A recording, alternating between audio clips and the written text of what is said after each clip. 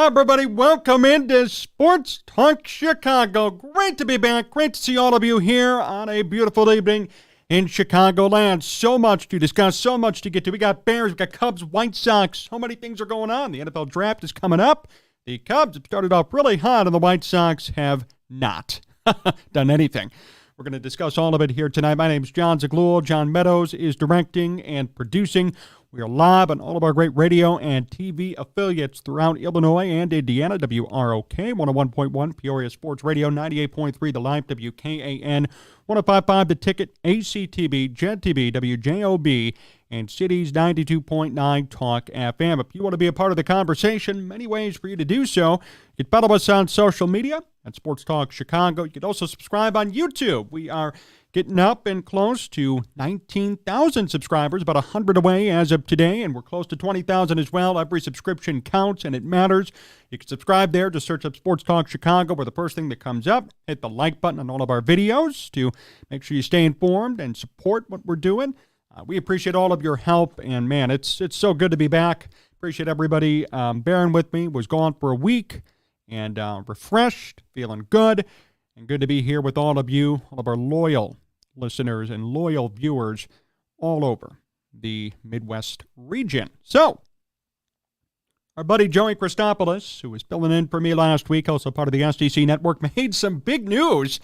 Don't think he expected what ended up occurring after what he said on last week's show. Joey, of course, is very well connected in Big Ten circles, and he was spreading a rumor, if you will, about the whereabouts of Marvin Harrison Jr., what he wants to do, and it turns out that Marvin Harrison wants to play for the Bears, according to Joey. He wants to come to Chicago. Now, will it happen? I don't know. He'd have to drop tonight, or the Bears could trade up on draft day and make a surprise blockbuster move. I find that hard to believe, and I don't know if the Bears would trade up for a wide receiver, but nevertheless, it is possible. So Marvin Harrison Jr. wants to come here. The alternative that has been floated around as well at number 9 for the Bears is Rome Odunze, the wide receiver from Washington, who famously teamed up with Michael Penix Jr. over the past couple of seasons. They worked big things out there in Washington. So we're going to discuss both those wide receivers, and we're going to discuss the hype surrounding both of them. But I want to make this clear, at least to start. What a position the Bears are in today. And I want people to understand this too.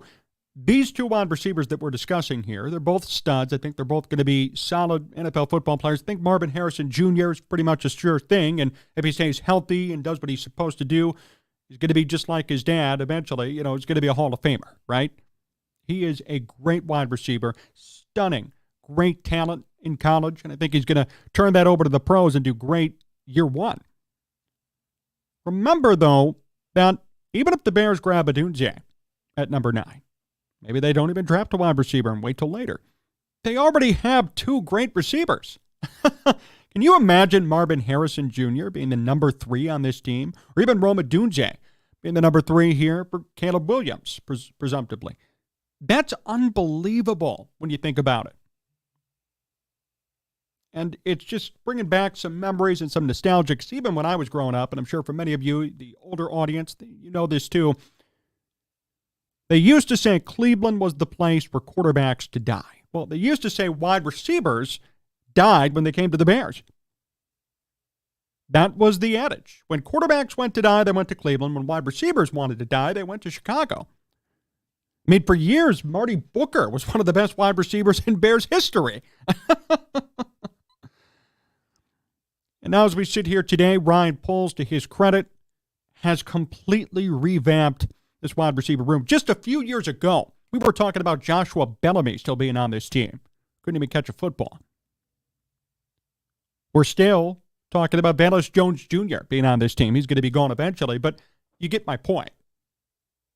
Even up until the past year or so, this was the place where wide receivers came to die. The Bears tried to break up that mantra a little bit with the Brandon Marshall and Martellus Bennett acquisitions in the early 2010s under Mark Trestman. That worked for a little bit. At the end of the day, though, it couldn't help the Bears to fully shake that identity. And now as we sit here today, You've got, for sure, no matter what, DJ Moore and Keenan Allen at your disposal. And if you draft Rome Odunze or if you somehow get Marvin Harrison Jr., that's going to be your number 3. Eventually, they'll be number 2 and eventually number 1. They are number 1s on virtually any other team in the NFL, with the exception of a few. But here in Chicago, they're going to be number 3s. Think about that for a second. Look at how far this team has come. And that's something positive that we have to acknowledge and respect. I want all of us to remember that even during the season now coming up. Don't want us to get too spoiled in regards to wide receiver talent, because just as early as 2 years ago, it frankly didn't exist. There was nothing. Justin Fields didn't get anything till last year, really, in terms of legitimate, hardcore, A-plus wide receiver talent. Until then, they had nothing. And now Caleb Williams is going to come in and inherit an outstanding situation. If the Bears draft a receiver at 9, they're going to have 3 number 1 wide receivers on one team at one time. Talk about a revitalization and just a game-changing situation on offense. That's huge. And the likelihood of that happening is super high. Mel Kiper and Field Yates of ESPN did a mock draft recently. They, of course, thought the Bears would take Caleb Williams at number 1. And at number 9, they picked Rome Odunze, both of them. Mel Kiper wrote, quote, "I love this fit with Caleb Williams, though I thought about an offensive lineman or an edge rusher too. Odunze could be a star. This is how Chicago can set up Williams to succeed as a rookie." Now, note what Kiper said here, an offensive lineman or an edge rusher. Here's the key. All 3 of those positions are needs, and we all know what the Bears are going to do at number 1. Number 9 is the intriguing pick. Could they trade up for Marvin Harrison? Could they wait till 9, grab Odunze, or are they going to look at an offensive lineman or edge rusher? Here's my opinion. Here's my take. You could get it from me right now on the record. I don't care what they do at 9. All 3 of those positions are winning situations to me. You take Odunze, you're fine. You take an offensive lineman that you need, you're good. You take an edge rusher to pair up with Montez Sweat, even better. All 3 of those situations would work for me. I don't even have a preference. All 3 of those positions are specific needs that this team has. And when you have a pick at number 9 and you already got your quarterback, that's what you have to do in that spot. No doubt about it. That's what you should be targeting. You target those 3 positions, and you make a pick that has to go with those. Mel Kiper and Field Yates think the same. Here's what they said about Caleb Williams, by the way. Kiper said, quote, "I don't think we need to spend much time debating the direction the Bears will go in here. Obviously, Justin Fields is gone, and Caleb Williams is the clear best quarterback in this class. With Keenan Allen, DJ Moore, and Cole Kmet as his top 3 targets, he's going to have a chance to hit the ground running in a way that Bryce Young just couldn't in Carolina last year." They also said, quote, "Williams is a supreme talent with top-tier arm strength, accuracy, and improvisational skills inside and outside the pocket." So you heard it there. You know, whether you like it or not, whether anybody likes it or not, it's going to be the Caleb Williams show here in Chicago, and he's going to get truly a fair shot to make something happen. You know, we can't say in 3 years, oh, yeah, the Bears screwed him. You could make the argument for Fields. You can make the argument for quarterbacks in the past. You can't make it here with Caleb Williams. They are doing everything they possibly can to make it right. Because there's incentive in this. There's a lot of incentive in this. This is going to be Ryan Poles' first and potentially only quarterback. Potentially. Matt Eberflus, in my opinion, if things don't go well, is on the hot seat. And Kevin Warren made the decision at the top level to trust Ryan Poles and Eberflus to stick around after last year. There's an incentive building wide, Hallis Hall wide, to win now. With that incentive in place, it allows the Bears to actually give a damn about playing football, which is great, because it seemed like in the past it wasn't really the case. Even last year, you could tell there were times in which it just didn't look good. It didn't look sincere. It certainly didn't look sincere, and you knew the Bears were tanking in Poles and Eberflus's first year. We're finally at a point where winning is going to be prioritized. We're finally at a point where the Bears are actually looking to win football games. Just to give you an idea, too, of Rome Odunze, everybody hears about Marvin Harrison Jr., and rightfully so, and I hope the Bears get him. Don't have any idea if they will, but if they trade up, maybe, they'll get him. I don't think he's going to fall to number 9, but if they trade up, there's that opportunity. But let's say they don't. Let's say it's going to be Rome Odunze. Okay, well, who are the Bears going to be getting? Well, they're going to be getting a stud wide receiver. Odunze last year with Michael Penix Jr. put up 1,640 in terms of yards, 1,640 yards at the collegiate level in 15 games, 17.8 yards per reception, 92 catches overall. The year before, in his sophomore year, 12 games, 75 catches, 1,145 yards. Back-to-back 1,000-yard seasons in college. This past year, he was a monster and almost had 1,700 all-purpose yards. This is awesome. And this would be a huge addition for the Bears as well. Let's not sell somebody short here. Of course, Marvin Harrison Jr. has the hype. He went to Ohio State. His dad is who he was, right? Marvin Harrison Jr. has the hype. But Rome Odunze is not a dumb selection at number 9. And if the Bears get him, I'll be celebrating just as much as I would be if they drafted Marvin Harrison Jr., if they traded up to get Harrison, or if Harrison fell, or whatever the case may be. Either way, I'm going to be celebrating on draft night. We're going to be live, by the way, on Sports Talk Chicago's YouTube page on draft night, first round, to obviously react to Caleb Williams and whoever the Bears pick at 9, or if they move up or trade back. I don't know what they're going to do. But whatever they do, we'll be ready. Because there have been other reports that have suggested that maybe the Bears will trade back. Jordan Reed of ESPN, so it's funny how ESPN people are contradicting themselves. What a surprise. He said that the Bears may trade back from 9. And NFC area scout said, I'd be shocked if they make any picks at 9. Because Poles loves to move around in the draft and build through the draft. So we don't know what's going to happen. Ryan Poles has a number of different options. He could trade up to get Marvin Harrison. He could stay at 9 and hope that Rome Odunze is there. He could draft a offensive lineman or a defensive edge rusher at 9, or he could even trade back and still address one of those key positions and accumulate another pick. Because right now, the Bears only have 4 picks in this draft, which is interesting. They only have 4. They have the number 1 pick and number 9, then number 75 in the 3rd round, and number 122 in round 4. As we know, Ryan Poles loves to turn a couple of picks into 7 or 8. He's done that the past 2 years. I think he'll do it again here, at least in rounds 3 and 4. That's a given. But the interesting part's going to be, what do they do at 9?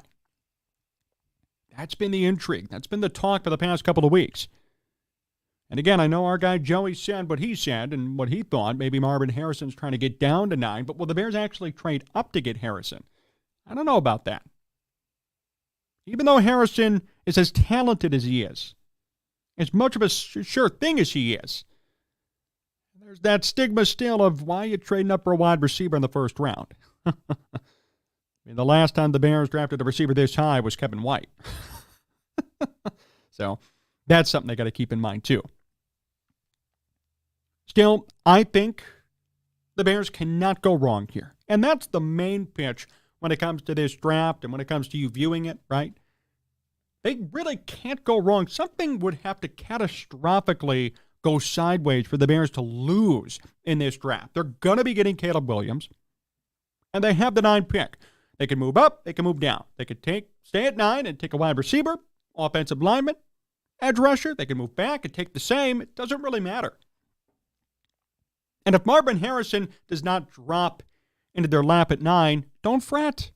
Rome Odunze is a stud. He'd be a number 2 on any other team in the National Football League. There's no question about that. And he'd probably even be a 1 on some teams. Day 1. He's going to be a 3 if the Bears take him at number 9. That's unbelievable. Like I said to open up this segment, gone are the days, I guess, of saying, oh yeah, Chicago Bears, that's where wide receivers go to die. Not anymore. This is where they come to thrive because they have a general manager and a team that actually cares about offense for once. That's actually putting in a realistic effort to rebuild the offense correctly. So many people over the years have tried their best to do it or have claimed that they've tried their best to do it, but for whatever reason, the Bears are still in that 1900s football mentality of defense and defense and defense. Well, you know what? It's time to change that attitude. And Ryan Poles and Kevin Warren, they are. They are. They have to. If they want to win moving forward, they're going to have to, and they are. Caleb Williams is going to be here. They're going to have 3 stud wide receivers come game 1 of the season. Does that sound like the Chicago Bears of yesteryear? Definitely not. They know, they're not stupid, they need to make changes, and they need to be sure that they're offensively ready to go. Defense is important, and they're going to be drafting for defense. They're still going to be looking for defense, and they've made acquisitions on defense. There's no doubt about that, but they understand the importance of 2024 football, and they understand that offense, quarterbacks, wide receivers, running backs, DeAndre Swift, right? All of those things are going to make a big difference in their success rate and their winning percentage on the field this year. So we'll see what the Bears end up doing, but they have so many different positive options at 9 and certainly at 1, and you really can't go wrong with either of those 2 picks. So that's a crazy thing to say about the Bears, but that's where they are right now, so let's enjoy it. Back with more in a second on STC. You don't want to miss this coming up. We got Cubs. They're doing well. They're 10-7 right now as of this taping. The White Sox are off to one of their worst starts in franchise history. I didn't mince my words 2 weeks ago. I'm certainly not going to do so tonight. Stay tuned. We'll be right back on STC.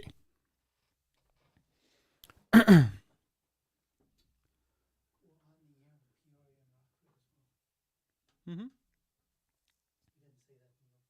Oh, I thought I did. Sports Talk Chicago. Here for Jon Zaghloul. Great to be back here with you. Jon Zaghloul here. John Meadows directing and producing on the air on all of our great radio and TV affiliates across Illinois and Indiana. WROK 101.1 Peoria Sports Radio. 98.3 The Live, WKAN 105.5 The Ticket, ACTV, JTB, WJOB, and Cities 92.9 Talk FM. If you want to be a part of the conversation, you can follow us on social media at Sports Talk Chicago. Subscribe on YouTube as we get close to 19,000 subscribers and counting. Find us at Sports Talk Chicago. Give us a like on all of our videos. And if you missed any part of today's show, don't worry. We podcast everything. You could go back and listen to the whole show in one sitting. You could hear it also by segments. We're in segment 2 right now. So if you missed segment 1, go back, go to sportstalkchicago.com or any of your favorite podcasting platforms and listen for free. We cut it all up and put it out there for you. Easy access and good for you to listen to on your own time, on demand, anytime across the world. So we appreciate everybody being here with us tonight. We had a lot of Bears talk in segment 1. What will the Bears do at number 9? It's going to be a big question. Another reminder to make sure to stay with us next week, Thursday night, round 1 of the draft. We're going to be live on our YouTube channel on Sports Talk Chicago. So you can subscribe. You can watch us. We're going to do a live reaction to the Bears draft. What will they do at number 1? What will they do at number 9 in the first round? We're going to be live on YouTube. So hang out with us. Spend some time with us on your draft night as we give some instant reaction and analysis to what the Bears do. Those top 2 picks. Like I said earlier, I don't think they could go wrong in any which way. So stay with us and let's celebrate together at minimum and also react to what they do and analyze what they do as well. All right, baseball season is in full swing. And the Cubs have done a really good job to start off this year, contrary to the White Sox, which we'll get to later in this show. Oh, man. Cubs have done really well so far. There are a couple of hiccups, a couple of things that we do want to discuss that I think are pressure points. But overall, the Cubs are doing great. They just went 5-4 on a West Coast road trip. Very good for early in the season with some liabilities they still need to work on. Right now, their odds, albeit early, are 75% to make the postseason, which makes sense. And they have a couple of guys who we frankly did not expect to do good doing well. A couple of guys who I thought would do well aren't doing well. But overall, this team is already clicking. Ian Happ's breaking out of a slump. Michael Busch has been unbelievable, to say the least. I feel bad for Matt Mervis in a sense. I know everybody's waiting on Matt Mervis, and last year he turned out to just not really do anything at first base at the major league level. Well, Michael Busch might have taken over his position permanently, I'll tell you that. Michael Busch, at 26 years old, as a rookie, already has 6 home runs in 17 games. He's hitting .304. You know what it reminds me of, Cubs fans? You may know this. Remember Brian LaHair and then Anthony Rizzo? 2012, Brian LaHair got the call up, and the first half of the season, he actually made the All-Star team. He was that good in 2012. Then the second half, he just regressed unbelievably so. By the end of the year, he wasn't even on the team anymore. And then Anthony Rizzo got called up in 2013, and the rest was history. Feels like the same thing to me right here now. Matt Mervis was supposed to be the guy. Matt Mervis has crushed AAA pitching for the majority of his professional career. But at the major league level, he cannot get it done. And now Michael Busch comes around. He has 6 homers in 17 games. If this keeps up, Matt Mervis is going to be an afterthought for the Cubs. And Michael Busch is going to be the guy at first base moving forward. It's well-deserved if he continues at this pace, which I don't see why he wouldn't. I don't see why he wouldn't. Javier Assad's done great in 3 starts. How about Shota Umanga, huh? 0 ERA through 3 starts. Everybody was so mad the Cubs didn't get Shohei. What are they doing? You know what? They got Shota Umanga, and he's been outstanding so far. They didn't get Yamamoto. What are they doing? They got Umanga, and they're going to be okay. And Umanga's been great. 30-year-old, technically a rookie, 2-0 record already, 0 ERA, 15 and a third innings pitched, only 9 hits, 0 runs, 16 strikeouts. He has been outstanding. Lived up to every penny the Cubs have paid him, and they've got him for a while too. I hope it continues, and I don't see why it wouldn't with the way he's pitching. And Javier Assad's been great, which is not a surprise. He was good last year down the stretch, and he's keeping it up right now. He came through big time for the Cubs down the stretch last year.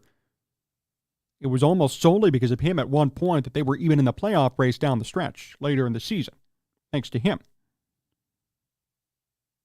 Now, I want to start, of course, with all these positives because there are some negatives we got to kind of talk about. Not too many, but only a couple. I know Joey covered this in his last program, and I got to cover it again because it just gets worse. Kyle Hendricks is just not good anymore, and I don't know why. Well, I kind of know why. I mean, when you only throw 85 miles per hour on your fastball and you're just leaving it over the plate, of course you're going to get rocked. Hendricks has been a shell of himself pretty much ever since, 2018 we'll call it. I mean, he had that great year in 2016, which I remember. Should have won the Cy Young that year, in my opinion. Led the league in ERA, 2.13. But ever since then, it's been an up and down struggle. And specifically from 2021 to 2024, it's been outright atrocious. In 21 and 22, his ERAs have been right around 4.8. And this year, as of this taping, it's 12.71. That's his ERA. 24 earned runs given up in 17 innings pitched. Only 11 strikeouts. 7 home runs given up in 17 innings pitched. That leads the league. 17 innings and 7 home runs given up. At that pace, he's going to give up like 40 this year. Minimum. He's 34 years old. He's older. I don't know what they're going to do with him. See, the problem is, too, it's not like he has electric enough stuff to where you could say, you know what, we'll just put him in the bullpen. Not like the Michael Kopech situation where, wow, he throws 100 miles per hour. He's not a good starter. We'll put him a closer. He'll be good. You can't make Kyle Hendricks a closer, and you can't even make him a setup guy. He throws too slow. So I don't know what the answer to this is going to be long-term for the Cubs. They could maybe make him like a swingman / long reliever and come in. I could see that. Maybe, Cubs up a starter and they can't last long. You put in Hendricks and he kind of fills the gap from innings, let's say 4 to 7-ish. I mean, that could be done. But even then, if he's not effective now, what's going to make him effective coming out of the bullpen? It's not like it's he can only last 1 inning type thing. No, he can't last at all. And he throws 85 miles per hour. So I don't know what the solution is going to be for him long term. And as Joey said, I get it. He's a Cubs legend. He is. And he did so many great things in 2016, but he is the last player on this team who was here in 2016. This is my suggestion. People are going to get angry, just like they did when I said this for Wilson Contreras and Rizzo and Bryant, who, by the way, Chris Bryant on the IL again. He cannot stay healthy, and the Rockies are paying him big bucks to do nothing. And then Javier Baez is in like $1.25. But my point is, at the time I said it, and it was proven right, I'm going to say it again now about Kyle Hendricks. At some point, the current performance of these legends has to outweigh their legendary status. At some point, the Cubs have to say, Kyle, we love you. You're always going to be a welcome member of this Cubs family, but you are not performing, and we've got to get rid of you. We've got to cut the tie. I can't imagine them finding a trade partner. Maybe they could designate him for assignment or something, get rid of him. But this is not going to work anymore. This is not going to work. And they'll give him probably a couple of more starts. It's like the Jake Arrieta thing. Remember when the Cubs signed Jake Arrieta again to that one-year deal a couple of years back? His ERA was like 8. Then they traded him to the Padres. His ERA was like 6. Then he retired. Okay. Arrieta had the wherewithal to understand, okay, I'm not as effective as I was 10 years ago. It's time for me to call it quits. And he had a great career. Nobody's mad at him or nobody thought anything different of him, and now he's doing media. That's great. Kyle Hendricks is teetering in that direction right now if something doesn't change. Because I'll tell you what, a 13 ERA is not going to be sustainable. 7 home runs given up in 17 innings. It's not going to be sustainable. 24 earned runs in 17 innings is definitely not going to be sustainable. He's 0-2. ERA plus is 35. That's got to be one of the worst marks in baseball right now. Granted, we're only a couple of starts in, but still, that's bad. I don't know what the end result's going to be, but if I were Jed Hoyer and Carter Hawkins and I'm assessing this situation, I would look back to what I did before. Because what people fail to understand or fail to remember is that it was Jed Hoyer who made the quote-unquote tough call, which it was really elementary at that point, to get rid of Baez and Bryant and Rizzo. He did it. Contreras, too. He did it. He made that choice. Schwarber, he made that choice. And you know what? It's worked out. Because the Cubs today are 10-7. The Cubs today are a legitimate playoff caliber team, and they're moving in the right direction. And if they had kept all of those old players and hung on to their legendary status, they would not be where they are today. I can guarantee you that. So Jed Hoyer's done it before. He puts business over personal relationships time and time again. He just did it this past offseason. Hired Craig Counsell, got rid of David Ross. Grandpa Rossi, gone. So he's done this time and time again since he's been promoted. And I think he's going to have to do it again eventually here with Hendricks if things don't get better. Realistically assess this situation. If he can't succeed as a starter, throwing 85 miles per hour, he won't be a closer, and he barely could be a long reliever. How could he do long relief if he can't even start? So this is just a really bad situation for all parties involved. And if I were Hendricks, I would also, hopefully, have the self-realization that, hey, maybe I don't have that extra oomph on my pitches as I did before. He was never a hard thrower, but he had so much movement that made him nasty. And he has to realize that maybe the game has passed me by. Maybe I'm just not as effective as I once was. And that's okay. I respect Kyle Hendricks for everything that he did in the past. He was a great pitcher, but he's not anymore. And the Cubs and Hendricks have to come to a decision here soon on what his future is going to be, because right now, it's not looking good. The same, ironically enough, at least for now, at closer. And I thought really that after last season, Adbert Alzolay was going to be the guy for them to close out games. There was going to be no question. Not anymore. Adbert Alzolay has blown 3 saves already. He's given up 3 home runs in 8 innings pitched. That's just as bad as Hendricks. Now, he's still been electric when he hasn't given up and blown those 3 saves. I mean, his ERA is 3.12. You wouldn't think much of it. But there's a problem here, and that has to be corrected over time. Now, I think they're going to continue to give Alzolay opportunities for now because I don't really know who your backup closer would be. You know, it'd be a closer by committee situation until you figured it all out. But I will say this. I'm going to wait to fully declare it, but right now, Alzolay's on track to be a bust. You could get mad, all the Cubs fans could get angry, but it's the truth. Alzolay was supposed to be a top-tier starter for this team. You all remember it? I do too. They drafted him, they developed him to be a starting pitcher, and he was an abject failure. He couldn't start. His ERA was like 5 in the 1 year that he started full-time. Jed Hoyer had the idea to move him to the bullpen. And it looked like that worked. Seriously, last year, I could not be more happy for Alzolay. It looked like he reinvented himself. He made a second career for himself, and he may not be a bust. Because if he turned out to be a good closer for 10 years, I'll take all my words back. But now he's having problems closing games. Now, they could relegate Alzolay to put him in low-leverage situations and make him a middle reliever. That's fine if they do. They're not going to cut him. He is talented. He has a really hard fastball, got some good movement. No doubt about that. We're probably going to have to relegate him eventually if things don't get better. And then at that point, it's just going to be another random arm on the shelf, if you will, for this team until he ends up getting traded or ends up getting released. And that's fine if that's the case. But by that point, he'd be a certified bust.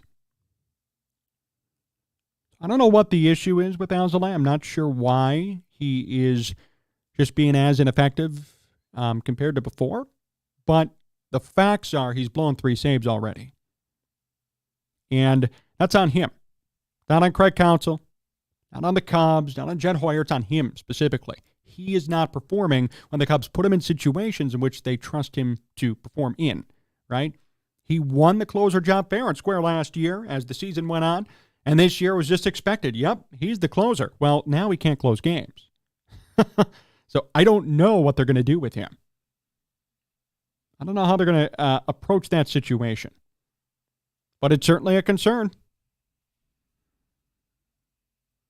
Certainly a concern. So the Cubs have a couple of problems, right? Not everything's perfect, but it's early.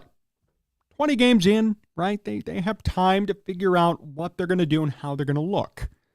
So I'm not causing any concern. I'm not saying they suck. I'm not going to go after them. That's not what I'm doing here, but I'm just pointing out the obvious. There are 2 big problems they have right now that need to be corrected by mid-year at least. Hopefully sooner. And I think it will be sooner, at least for the Hendricks situation for sure. If Kyle Hendricks is still putting up a 12 ERA in May, we're going to have an issue. And if Adbert Alzolay is still blowing saves and has like 7 blown saves in May, we're going to have another issue there too. Those 2 things need to be corrected if the Cubs want to do something significant this year. Other than that, I got no complaints. They're doing fine. So we'll see how they address those situations. Other than that, though, you know what? Not bad. Way different than the White Sox. Way different than the White Sox, which we'll get to next here on Sports Talk Chicago. Don't go anywhere. All right. Sports Talk Chicago. Ever Jon Zaghloul, great to be back here with you. I'm here. John Meadows is directing and producing. Last segment here of today's program. We appreciate everybody tuning in from all over Illinois and Indiana. WROK 101.1 Peoria Sports Radio, 98.3 The Life, WKAN 105.5 The Ticket, ACTV, JTV, WJOB, and Cities 92.9 Talk FM. All of our great affiliates showing up and showing out for us each and every week. We appreciate all of you for listening on the radio, watching on TV, or watching on YouTube. At Sports Talk Chicago, subscribe, like the video. We're getting close to 19,000 subscribers. If you miss any of today's show, if you're just hopping in now, don't worry. You can podcast it. Go to sportstalkchicago.com or go to Apple Podcasts, Spotify, your favorite or preferred podcasting platform. We have full episodes up there every single week, in addition to it cut up by segments. So if you only want to listen to a certain segment, if you missed the first 2 but caught the last one, you can do that. Simple and easy. From the palm of your hand or on your computer. We want to make sure we are accessible and easy for you to find all the time. Last segment of today's program, we talk Bears, we talk Cubs. Cubs are looking great. White Sox, well, not so much. This is really bad. You know, I didn't expect this. I'm going to come out and say this first. And made a video about this a couple of weeks ago, and it just has not gotten any better. The Sox, as of this taping, are 2-14. 2-14, not even 8-8 or 7-15, 2-14. They have 2 wins in 16 games.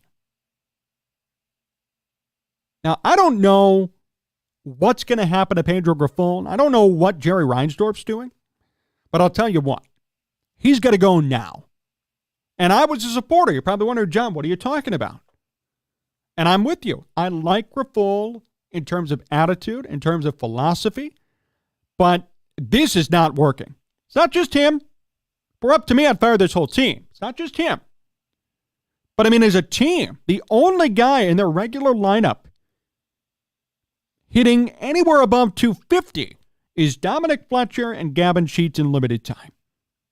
Moncada was too till he got hurt, and now he's on the 60-day IL, so we're not going to count him. They have 2 guys in their lineup hitting anywhere close to 250. And in fact, Fletcher and Sheets are the only ones in the lineup today hitting above 200. Yeah, hitting above 200 right now. They're the only 2. My goodness. Even Luis Robert was hitting 214. He's still on the IL. This is really bad. The only bright spots that I could even fathom right now are Garrett Crochet. He's never started a game in his life, and he has a 3.57 ERA in 4 starts. That's something to really commend for him and for his personal growth. And how about Michael Kopech adjusting to the closer's role well? 14 Ks, 9 innings, 2 saves, under 2 ERA. That's awesome. And I really hope Kopech finds a way to reinvent himself, maybe similar to Albert Alzolay to an extent, right? Highly heralded top pick, should have been a starter, didn't really work out. Now he's closing and doing it very effectively. I've even heard already that he might be a trade piece. We're what? 17 games in and we're talking about trades, but yeah, here we are for the White Sox, and Kopech is certainly up there. So maybe the Sox trade Kopech at the trade deadline and get some sort of a haul for him. And in Kopech's case, he's reinvented himself. So I'm really excited for him, and I'm excited for Crochet. It is hard to start any game. I pitched in high school and I had a college offer. It's hard to start a game in high school. Hard to start a game in college. And for Crochet, he's never started a game till this season. And I'll tell you what, that takes guts. That takes stones. And he's done a really good job in the opportunities that he's had. I have no ill will nor ill words about Garrett Crochet and his ability and his job so far. That's awesome. But other than those 2 specific figures, there is nothing to root for on this team right now. And Sox fans, I said this last time, I'll say it again.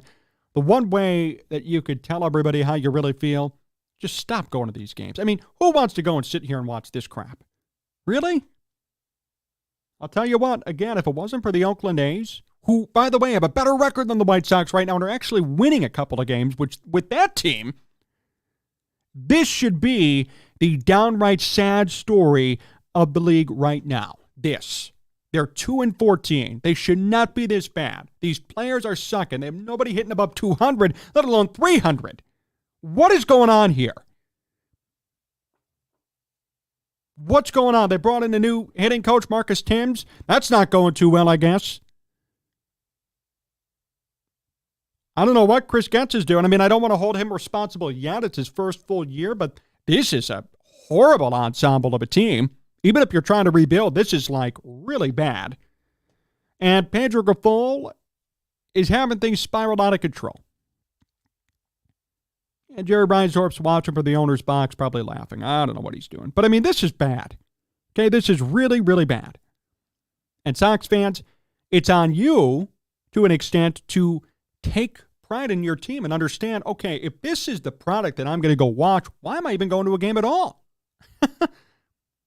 Do you really want to pay money to go watch, I don't know, Robbie Grossman and Martin Maldonado and, I don't know, Kevin Pillar, who's still around at 35? This is so bad.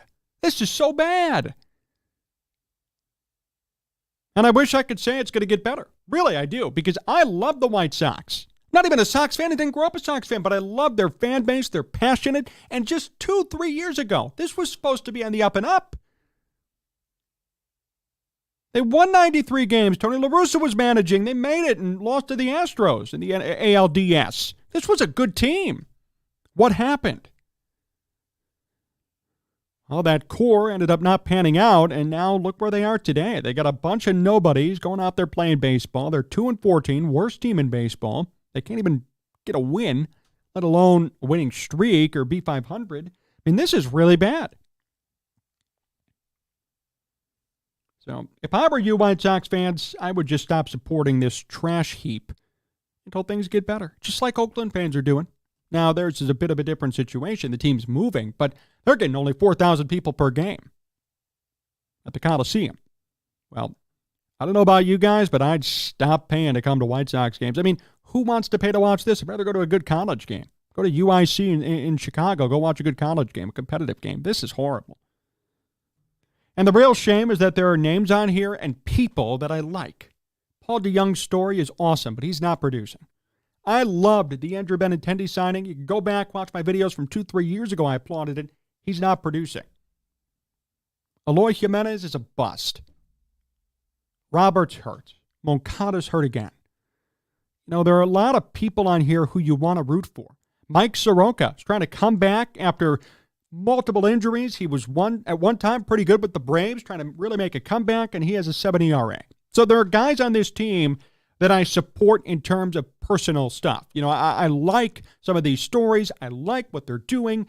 But in terms of on-the-field performance, all of this together is horrible. There are only two bright spots, like I said, Crochet and Kopech. That's it. Steven Wilson's been good in relief. I mean, you can add that in. But my point is, it's not working. This is not working.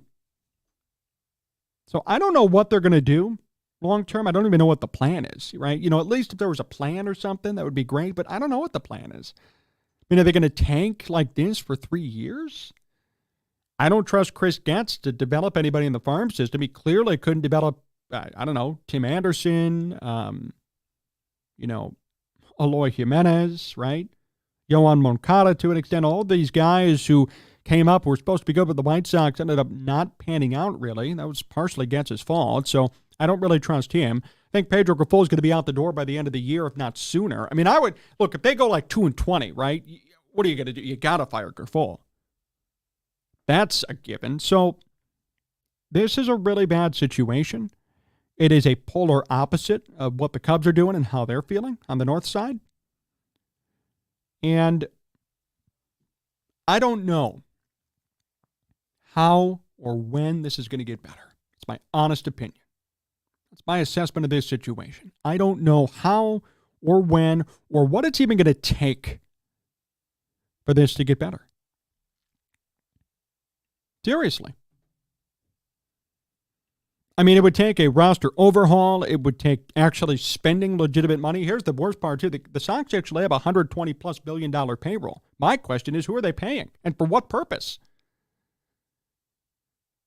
You know, I used to defend Jerry Reinsdorf, and I did for a little bit because the Sox payroll did boost as high as, I believe, 175 was the highest payroll in team history, and they won 93 games, and even the year they went 500, the year after that, they had a high payroll. So, you know, I didn't even criticize ownership or general managers or the front office because they were actively spending money. Now I look back and realize they were spending money in the wrong places. And even now, you're paying $129 million for a minor league baseball team. You know, if you're really going to go all out, then pull an Oakland A's or pull a Miami Marlins situation and slash payroll to like $60 million. You're paying $129 million for AAA baseball when you got other teams who are paying the same or paying half of that for AAA baseball. At least if you want to save money and then have it in your back pocket and reinvest it when the time is right, that's what I would do. But to pay $129 million for this team is a ripoff. And I hope Jerry Reinsdorf is not happy about that because you're spending all this money on this product. You're spending money on Andrew Vaughn hitting $172. I mean, well, he was supposed to come out 5 years ago. He was supposed to be great 5 years ago. What's happened now? Nicky Lopez, 29 years old, hitting $132. Robbie Grossman, he's 34. I can't believe he even still has a job, and he's hitting 194. Something's got to give here. I continue to root for Crochet and Kopech, and they may even both be trade pieces by the time July comes around, maybe even before then. But this team is as minor league as it gets. It's as AAA as it gets. It's as developmental as it gets. And when you have a dedicated fan base in America's number 3 market, you cannot be a AAA baseball team. You want to go do that in Oakland because you're notoriously cheap and you don't care? That's fine, right? They're going to move to Vegas and maybe they'll start spending money there. I don't know. But you can't be doing that in Chicago. Not when you have a legitimate, dedicated, diehard fan base who actually cares about the team and the organization and the product on the field. As ownership and as front office personnel, you got to care too. I would understand, and I get tanking, I get sucking, I get, okay, I want to get better picks, but 2-14 ain't it. Having Chris Getz, who used to be your farmhand developmental specialist, now your GM, ain't going to cut it either. It's not. I know Sox fans know this too, right? This isn't any breaking news, right? I mean, you know this. This is not a new thought or an outside-the-box idea. We've been saying this since Getz was named the official GM in October last year, September, whatever it was. Right? We've all been saying that. And now here we are today, and it just continues to get worse. And it sucks. I'm not even a White Sox fan, and it sucks. I feel for you because I know the passion that you guys have. I know the care that you guys have. This is a historic franchise, just like the Cubs. I mean, your announcers are great. You got Len Casper on the radio. Can't get any better than that. John Triffin, I know he's new in the booth. He's actually sounded good. I mean, I like him. I like the game day presentation. The Sox have a great game day presentation. They certainly have people up there in the booths who care. But in terms of on-the-field product, they don't. Now they're trying to move to whatever, the 76 in the city. Okay, good luck. Good luck. I don't support it. You know why I don't support it? Because your team on the field needs work first. Before you talk about glamorous and new and nice stadium and taxpayer-funded stadium, why don't you talk about the crappy on-the-field product you're putting out there? How about that? Before we talk about moving and abandoning a neighborhood, a fan base that's been with you for 100-plus years, why don't we talk about your on-the-field product? Oh, sorry. Can't have that conversation.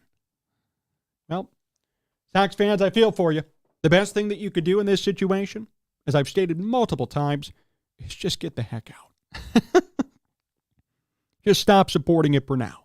And when they become good again, or when they actually make legitimate changes and actually are on a path to success, come on back. That's not being a fair weather fan. That's being a realist and understanding that you shouldn't be wasting your time on a product that doesn't care about you.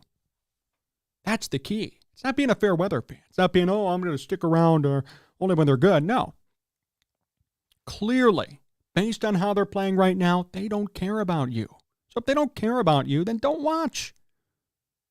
And wait until they start caring about you again. Then watch. Then care. Then be invested and be excited. But until that point, there's no need to put yourself through this dumpster fire year in and year out when clearly nobody cares. Nobody cares how you feel. If they cared how you felt, why are they playing like this? And what kind of players are on the field? And how come no one's hitting over 200? Keep all of that in mind the next time you think about going to watch a White Sox game. Hey, you want to go to a cheap game and get a cheap ticket? That's one thing. But if you actually care about this team, I suggest you make it known. You make it known how you feel. Tell them how you feel and show them why you don't support this trash heap of a team. Appreciate everybody hanging out here with us today. What a great show. Good to be back. Love to get some baseball talk in there. That's super fun. Cubs and White Sox. We talked Bears as well. Make sure you follow us all over at Sports Talk Chicago. You can podcast it at sportstalkchicago.com. Find us on YouTube at the same name. Subscribe and like. John Meadows directed and produced everything you saw here today. I'm Jon Zaghloul. Looking forward to seeing you again next week. Just remember this. We're going to be on the radio next weekend, but next week on Thursday, mark your calendars, we're going to be live for the NFL Draft on YouTube only. So you can subscribe on YouTube and watch my reactions. The Bears hopefully take Caleb Williams and somebody else at number 9. Until next time, thank you for listening and watching. So long.